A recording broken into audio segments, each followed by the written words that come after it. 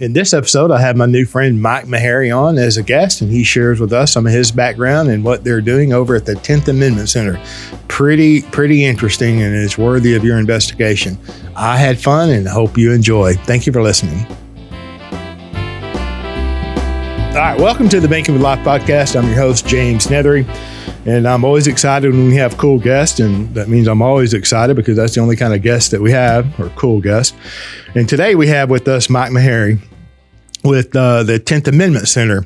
And a little bit of background from my perspective, it was early on in about 2009 or 10, somewhere along in there, that I was invited to an event in Austin, Texas, and it had to do with free markets, private property, sound money, and a lot of different ideologies in the libertarian movement and the free market, private property kind of movement coming together. And it was a big expo. There were people selling books and different things, and then speakers, and I spoke there. And really, I got to tell you this, I think they oversold the booth. We had a booth there as well, and we were selling books and DVDs.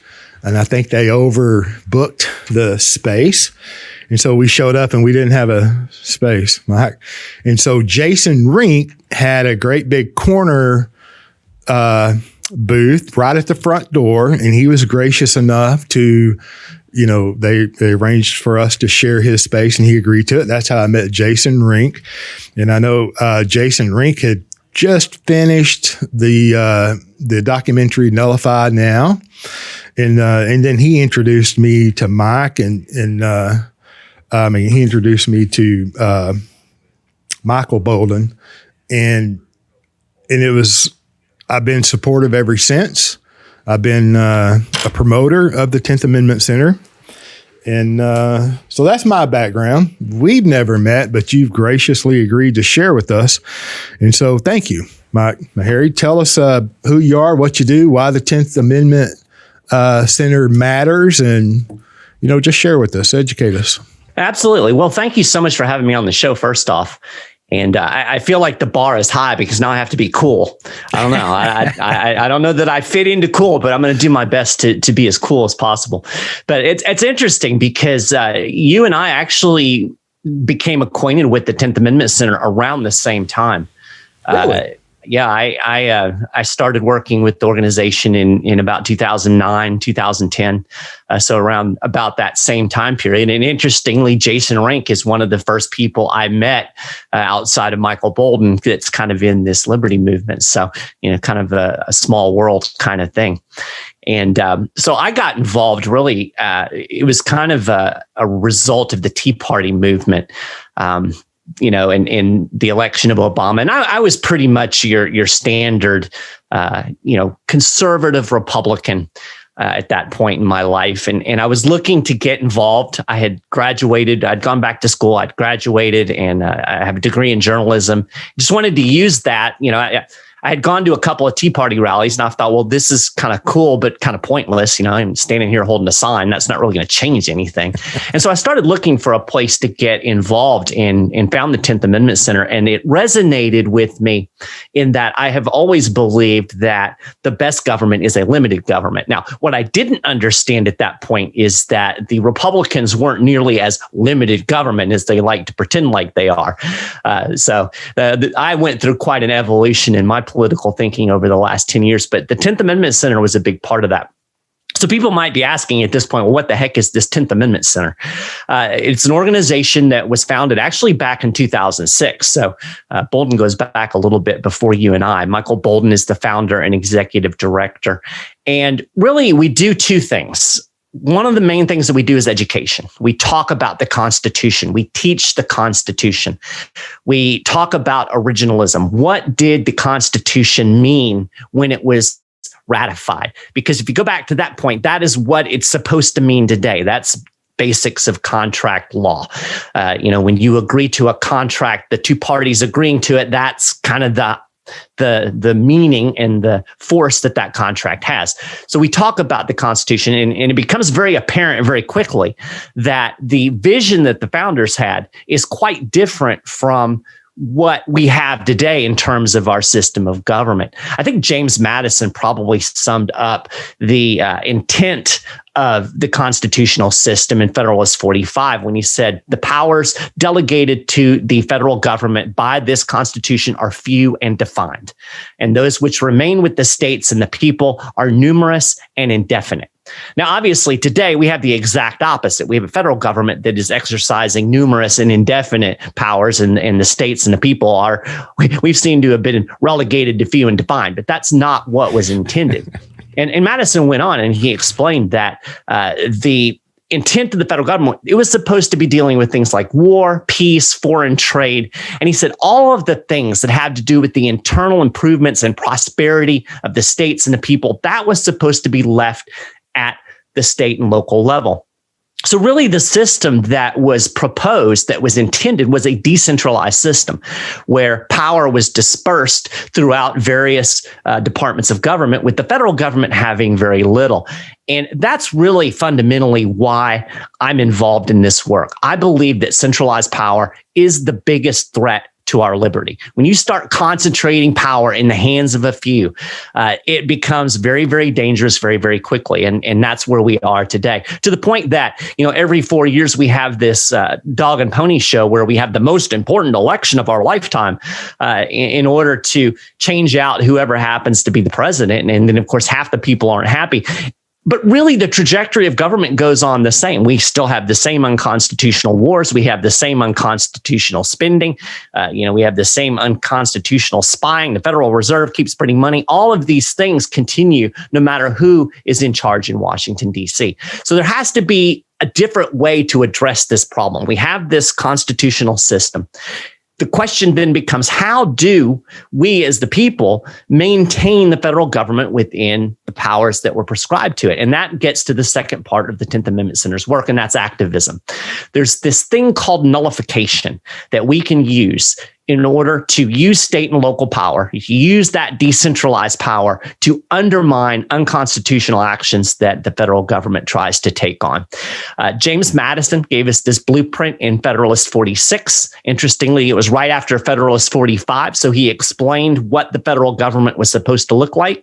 And then people were asking the question, well, what do you do when the federal government starts doing stuff outside of its bounds? And Madison said, the means of opposition are powerful and at hand.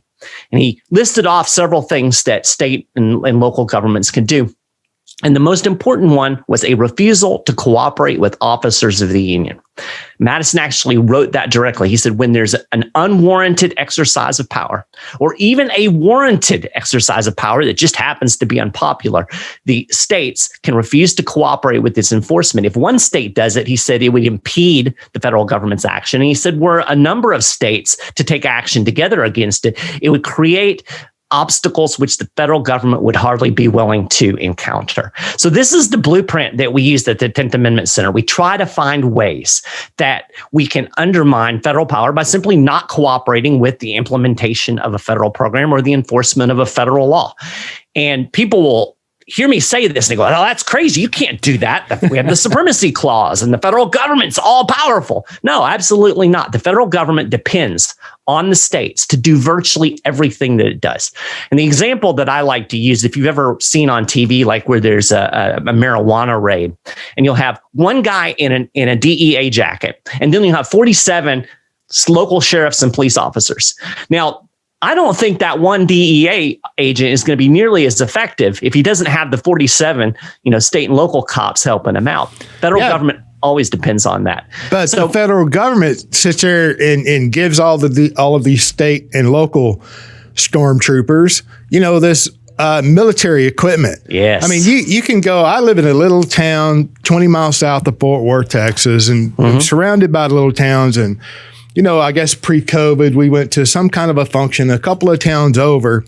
And in the middle of the square of this town, they have this big old armored personnel carrier, that's all painted with the local police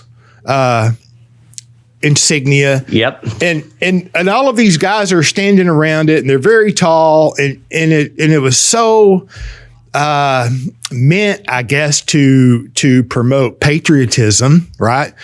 But And they're right out in the middle of the square, and I'm just walking by, and I casually asked one of the guys, I'm like, man, how often do you got to, tear down a house with this piece of machinery? And he looked at me like I'm crazy, and it was an ignorant question. But so my point being is, there might be one or two, DEA agents and 47 locals, but the 47 locals are armed to the teeth. Yep. They're not peacekeepers anymore. They're law enforcement, and they have all of this gear that, we didn't give away to the Taliban and whomever else that we're trying to, enslave. Anyway. Right. Well, no, and you're absolutely right. And that brings us to the important point of what we're doing at the state level. The strategy is to take this idea of non-cooperation and codify it into law. So let's just use the best example that we have ongoing is the legalization of marijuana that we've seen. Now we have, I think, 18 states that have completely legalized for adult use. We have 36 states, I believe, that have legalized medical marijuana. Now, the federal government will tell you that marijuana is absolutely illegal. It's federally prohibited. And yet we have all of these states that are defying the feds. And the federal government has basically at this point given up enforcing marijuana laws because they can't do it, because those cops with all of their toys are not able to enforce those laws in those states because the state has basically stripped away much of their power to do so. So we want to take that blueprint and use that for a variety of issues. So for instance, in the state of Missouri this past year, and also in Arizona, two slightly different bills, but they do basically the same thing. They prohibit state and local enforcement of certain federal gun control. Now, when these bills were working their way through, you will not be surprised to learn that police lobbies were absolutely opposed to them. They were more worried about their federal partnerships than they were in actually preserving and applying the Second Amendment. But we were able to overcome that lobby effort. And so now we have these two states where, in effect, the state and local police will not be cooperating with the enforcement of federal gun control. And it didn't stop it completely. Of course, the ATF can still do their thing. But the more states that pile on, just like we've seen with marijuana, the more states that refuse to cooperate, the more difficult it becomes for the federal government. And it puts pressure. And, ultimately, hopefully, you'll get change at the federal level. Great example of this was, if you've ever heard of the right to try law, it actually started in Arizona. It was spearheaded by the Goldwater Institute. Basically, it's just a simple state law that kind of bypasses the FDA and allows people who have terminal illnesses to access experimental treatments without going through all of the hoops that the FDA makes you jump through. And this started in Arizona. It gradually grew. Eventually, there was like 44 or 45 states that had passed these laws. So all of a sudden, Congress said, you know what? We better pass a national right to try. Of course, at this point, it didn't matter, but they did it and Trump signed it and he made a big deal out of it. Like, oh, we're doing this great thing. It was the states that led the way. So we really like this bottom up approach of activism, which is kind of the opposite of what you get typically with, your average political thinking. We think we've got to reelect congressmen or reelect a president, get a new president, sue in federal court. We look at all of these DC-oriented solutions. They very rarely work. So we're going at it kind of from the bottom up. Change at the local level, change at the state level, and let that percolate up, and then bring about the change at the DC level. It's a slow thing. Thomas Jefferson said that the path to liberty is won by inches. And so we are taking this as a very strategic, inch by inch, step by step approach. And if you go back through history, that's exactly what those that have expanded federal power have done. They've done it a little bit at a time.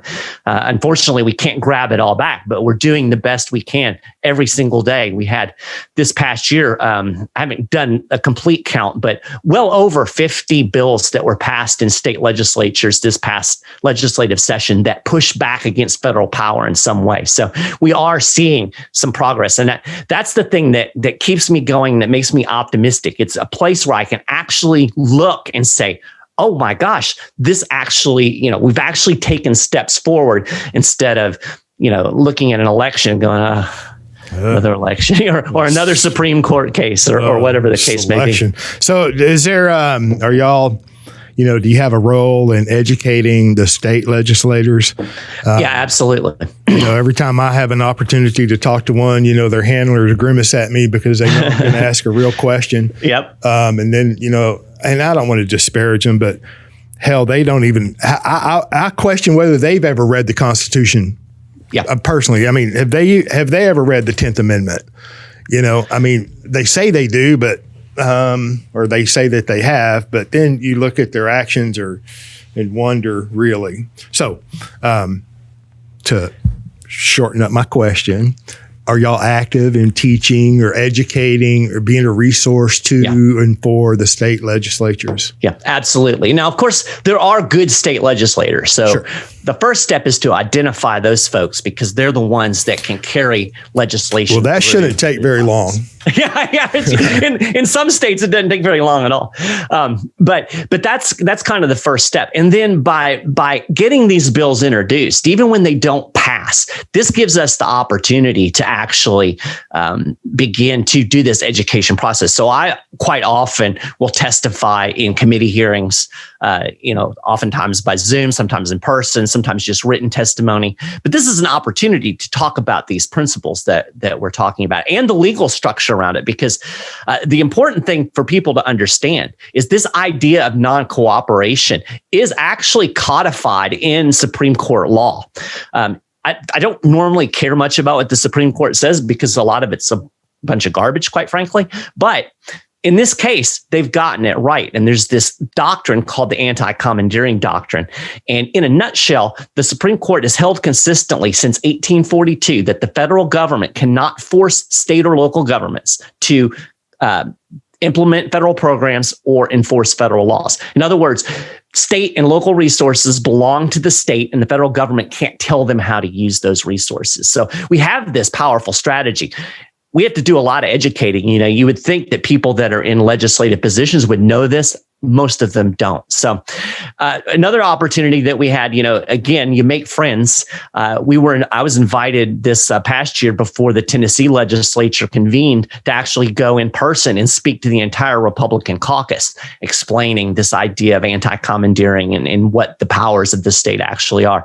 So yeah, this is an important part of the work, is actually interacting, one-on-one or in group situations and talking to these folks and educating them. And it's kind of interesting because our policy issues kind of span the political spectrum. So, we might be talking about the right to keep and bear arms on one hand, which tends to be something that is more attractive to Republicans and more of a kind of a quote right-wing type of issue. And then we might also be talking about surveillance, which is something, or, police reforms, which is something that Democrats can get on board with. So we actually have good working relationships on both sides of the aisle with certain people. And again, it allows us to teach and expand their knowledge on what their powers are. And it's interesting, a lot of people that you might even think, well, these are lefties, they even resent federal power sometimes. So it's really interesting work from a policy standpoint, for sure. Do you see progress since you've been at the TAC? Absolutely. Center? So you feel good about absolutely. I can tell you the progress in pretty vivid terms. When I first started, we would get very excited when a legislator would introduce a 10th Amendment resolution and that would get passed. And now this didn't do anything. All it did was affirm that the 10th Amendment was a thing. You would think you shouldn't even have to do that. When I first started back in 2010, 2009, that was a big deal to see that happen. Over the last 3 or 4 years, we have seen upwards of 500 to 600 bills introduced, again, that push back against federal power in some way. All kinds of issues. I mean, we're talking everything from, firearms to healthcare to sound money to surveillance, all of these different issues. So yeah. And we've gotten better at what we're doing. We've learned how to craft our message in such a way as it is more palatable. And we've been able to eliminate, back in early days, you used to talk about nullification. And the first thing you would get is, oh, you must be a racist. My gosh. or you're for slavery. And these absurd arguments. There was actually back in, I don't remember what year it was, somewhere in the probably 2015, 2016, somewhere in that ballpark. It was before Trump. Rachel Maddow did an entire segment on the 10th Amendment Center. It was called Confederates in the Attic. And, she had John C. Calhoun, and they always used the picture of John C. Calhoun when he had tuberculosis and his hair was all crazy, And so the whole implication was this is a bunch of racists. And so we've been able, by talking about the anti-commandeering doctrine, by talking about things like the fact that the Northern abolitionists used this very strategy to undermine the fugitive slave laws, we've been able to kind of get past some of those dumb arguments. And now most of the arguments tend to focus more on, the actual policies at hand, which is much easier to deal with. And we spend a lot of our times now fighting with cops, as you mentioned, are very attached to the federal funding and toys that come along with their federal partnerships. So that tends to be some of the biggest opposition that we face today. Yeah, the asset forfeiture probably pays very well.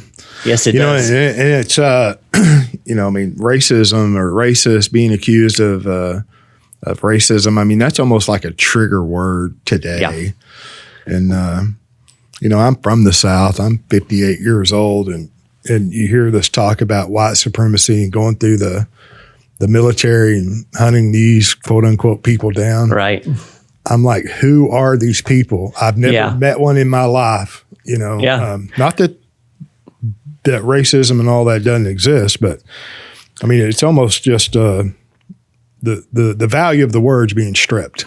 Oh, absolutely. I actually have a very, very intimate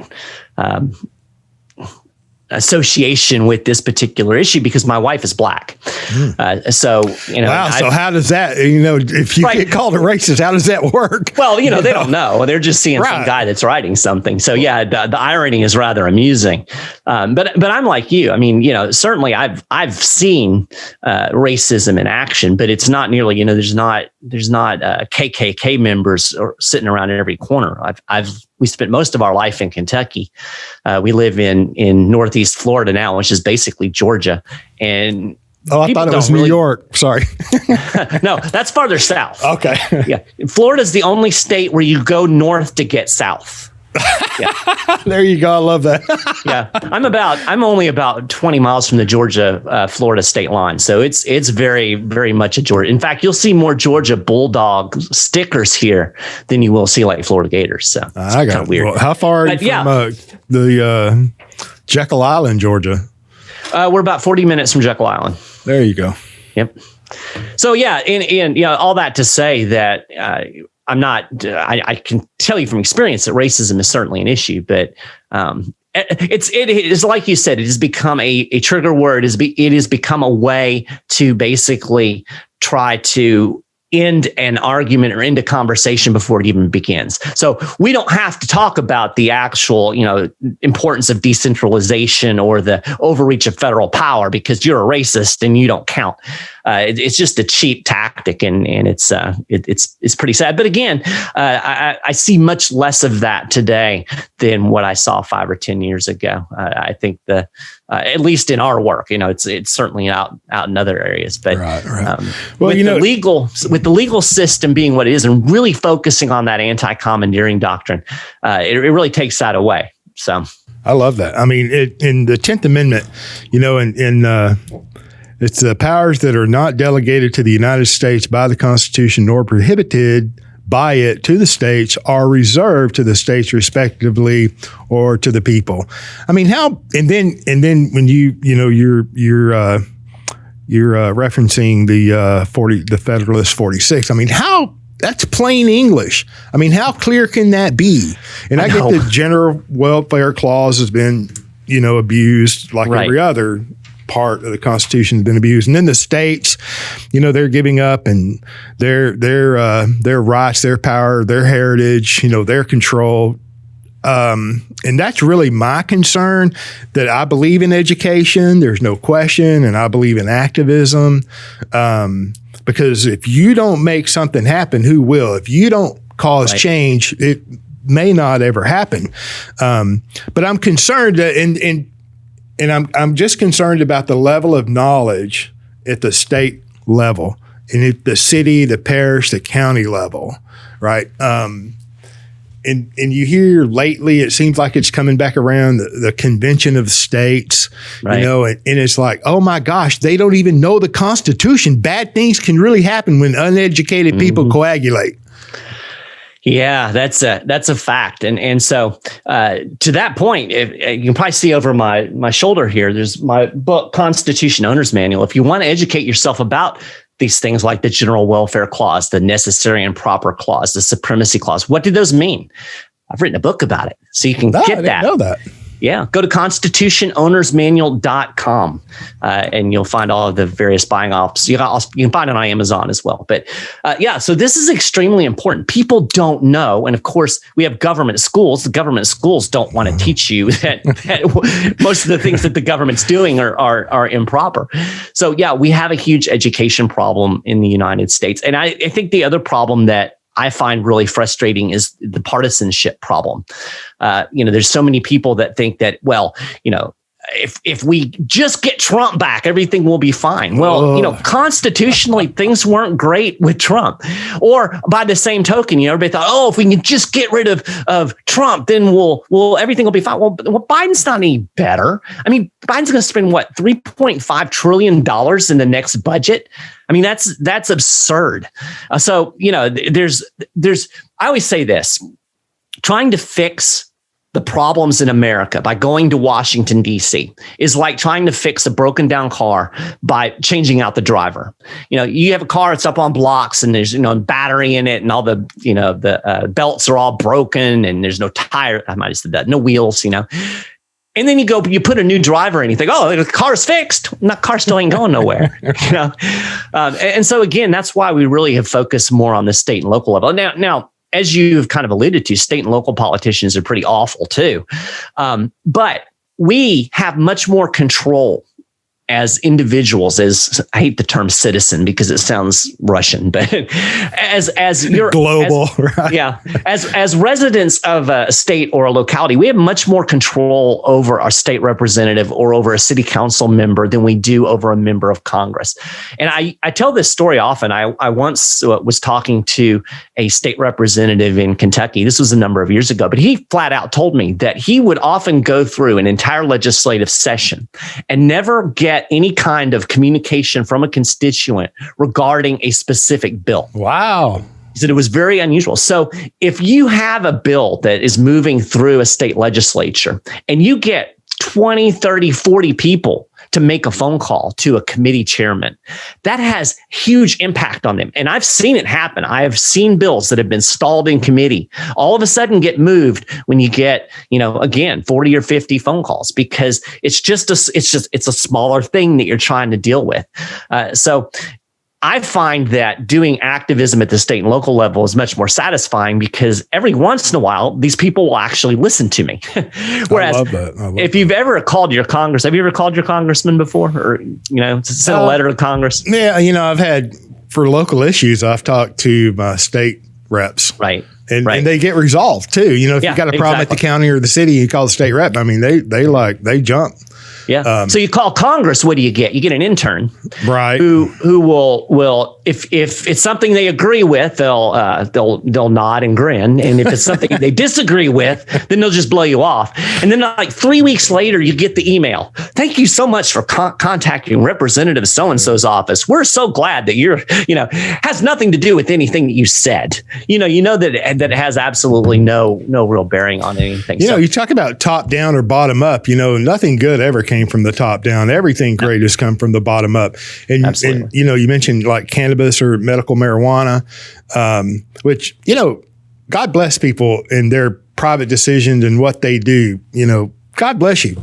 I understand though, and I like it. I think I like it. If my understanding is correct, in Colorado, for example, where medical marijuana is legal and recreational use of cannabis is legal, but it was a county by county decision. Yeah. So some counties it's medical only, other counties it's medical and recreational. I love that. That's about as local as you can be. And that's, yeah, absolutely. I am a big fan. I say, we focus at the 10th Amendment Center on decentralizing from the federal government back to the states, because that's the biggest problem that we have right now. I would ultimately love to see everything decentralized back to the individual. I don't really need my city council member telling me what type of plant I can have. But that's a whole different philosophical issue. But from a practical standpoint, let's start with where we have the biggest concentration of power, and that's in Washington, D.C. If we can devolve that back to the states, then we've got at least 50 areas of power. And then from there, we can devolve back to local and county. And ultimately, I would love to see things as individual as possible. I'm not obviously a big fan of government, but it's certainly more dangerous when it is centralized at the top. And that, it's interesting. We've been reworking some of this stuff. We're going to do an update on our website soon. So we've been kind of rewriting some of the sections and going back and looking at some of the things that the founders talked about. And during the ratification debates, that was one of the biggest issues that the anti-federalists, those who opposed the Constitution, people like Patrick Henry, one of their biggest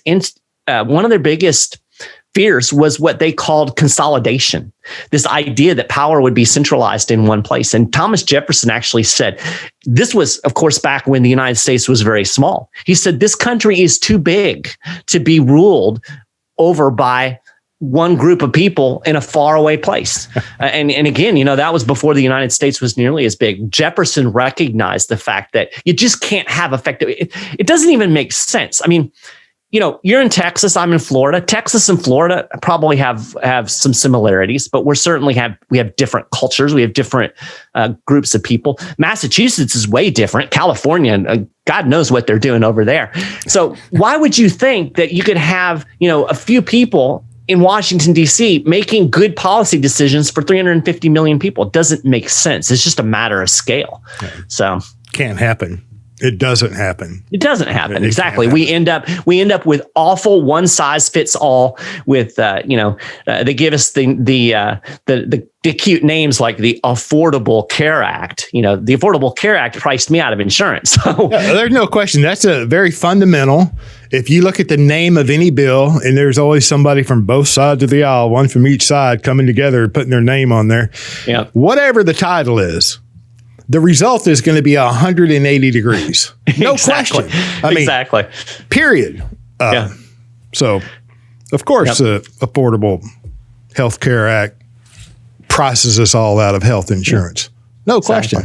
Absolutely. As a matter of fact, that's health, education, and welfare. If you just exited Big Brother from that, we would all be much better off. And then you mentioned the Federal Reserve earlier and the printing of money. I mean, what could go wrong with that?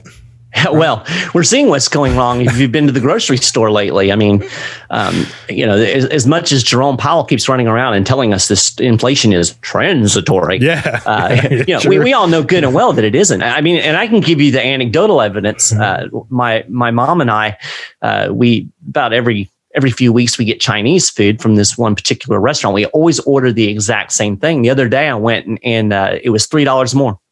And I didn't get any darn fortune cookies. So they raised the price and took my fortune cookies away. But that is the reality of inflation. We're all paying more because the Federal Reserve is printing money. And the more money that you've got out there chasing the same amount of goods, well, then that raises prices. And, it's great for, people in the stock market or bankers, but not so great for you and I who are just out there trying to, save a little money and spend our paycheck on the things that we need. Yeah, exactly. Broke. Maybe live into retirement with an income that exactly. Yeah, no question about that. So I don't really know how long we're going, but I want to be respectful of your time. I think we're about 35 minutes into it. Is there anything that you want to wrap up with or point us? Like I said kind of earlier, I want to know. I mean, I want listeners to know, whoever listens.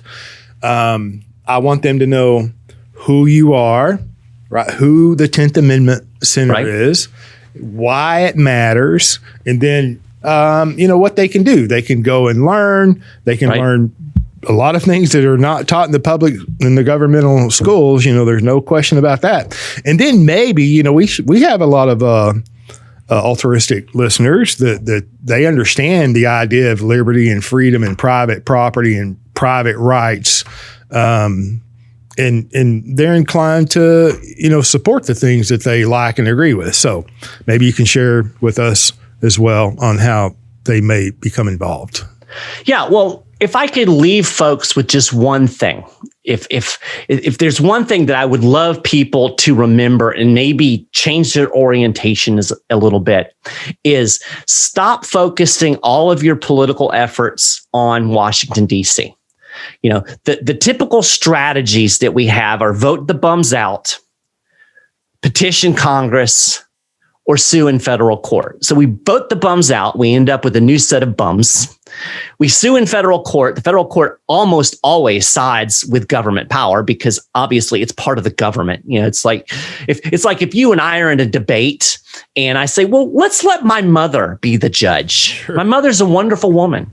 She's very impartial, but I don't think that would go well for you. That's what we're doing when we're running the federal courts. Or, we petition Congress. We've already talked about what happens when we call our congressman. So I would love for people to just consider spending a little bit of time, find out who your state senator is, who your state representative is, and find out what issues are going on in your state legislature. And don't focus all of your attention on DC. I'm not saying ignore DC completely, although that's fine with me. But take that time. Find out who your city council member is. Find out what's going on in your own community and focus some of your political energy on those local things. That's really, if I could leave people with that one change of orientation, that would be fantastic. We have resources at the 10th Amendment Center that can help you find out what's going on at your state level. If you go to 10thamendmentcenter.com and then on the top bar, there's like reading and you'll see the 10th blog. If you go to that blog, you will see all of the various bills that we've been tracking and working as they go through the legislatures.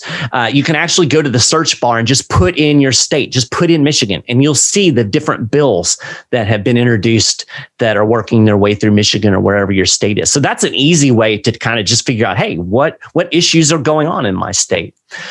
So that's really, that's the first thing. Educate yourself, share with other folks what's going on at the 10th Amendment Center. Now, of course, we would love to take your money. Not take your money, because I think we give value back, but we do have a membership program, which you can also check out at 10thamendmentcenter.com, and 10th is all spelled out. And, we have memberships for as little as like $2 a month. So our strategy, the way we've kind of built our support is, we don't have any multi-million-dollar donors. We don't have any corporate money coming in. There's no people, oh, you must be getting that Koch brother money. No. And incidentally, there's only one left. That one of them died. we don't have that. We don't have the $8 million year budget that the Heritage Foundation has. We have barely a six-figure budget, if that. But we have built this on a lot of people who believe in what we're doing, becoming members for as little as $2 a month. So if you're interested in doing that would be great. We would certainly definitely appreciate that support. But I think it's more important for your liberty to find a way to get involved at your state and local level. Like I said, find out who those state and local reps are. If you've got a garbage state representative, then spend a little time campaigning against them to get them out. Find somebody who's good. Maybe you should run for state rep. Because again, you have much more power in that. A small number of people can make a big change in a state representative's district or in a city council race. So really just want to encourage people to kind of change that orientation of thinking away from, we've got to fix faraway DC. Well, let's focus on Austin or Tallahassee or Sacramento or, whatever your state capital is. And then, beyond that, your county commission, your board of education, all of those things. There are things going on there that you can impact that will advance that liberty, as Jefferson said, by inches. And every inch that we win back is a little bit more liberty that we have today. So that's really my spiel on what I would hope people would get out of this conversation. I love that. And I appreciate that. And I agree with it completely. This is not the erosion of our rights and our freedoms are not, they're more important, the erosion, to do something, to take action other than throw money at it. These are so important. Just throwing money at the problem is not the solution. We all do need to be more active, however that is. I agree with you. You should run. You should know who they are, engage with them, encourage them, right? Be an example of what to do, and then share with others. Yeah, then, I like to be that guy when my city council member sees the number pop up. He's like, "Oh no, yep." I talked to Maharrey again. I went to the point when I was in Lexington. I actually we moved to Florida about 2 years ago, but when I was in Lexington, I got involved in some issues relating to surveillance that was going on with the local police department. I actually ended up getting myself sued. And ended up in a 3-year lawsuit with the city government. That was kind of fun. So, I'm not suggesting that you want to go out and get sued, but, right. There are things that you can do to bring attention to things, and getting sued is one of them. So, perfect. Maybe there's some liberty-minded attorneys available or listening or what have you that will be active or proactive. Yeah, absolutely. Yeah, absolutely. Okay. Well, listen, I appreciate you greatly. I've had fun. Maybe you can come back and update us again in the future, Mike. Yeah. You're very informative. I went to your, to the 10th Amendment Center site, just last week, since we spoke a couple of weeks ago, and man, you have a plethora of videos on there, and I didn't even realize.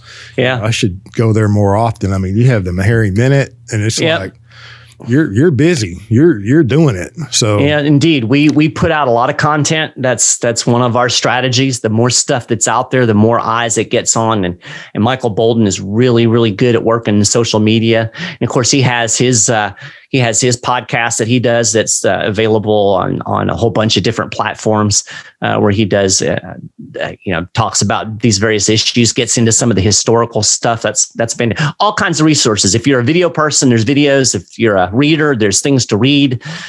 We've got our State of the Nullification Movement report. If you want a quick overview of what I'm talking about, how this whole nullification thing works, you can download that for free as a PDF. We're actually working on the 2021 edition. Now it'll be out in a couple of months. So there's all kinds of resources. Pretty much all of it is free because we want people to have this education. So yeah, avail yourself of it and share it around. All right. Good job. All right. Thank you, Mike. Have a good rest of your day. I appreciate you. I will. Thank you so much for having me. You bet. Take care.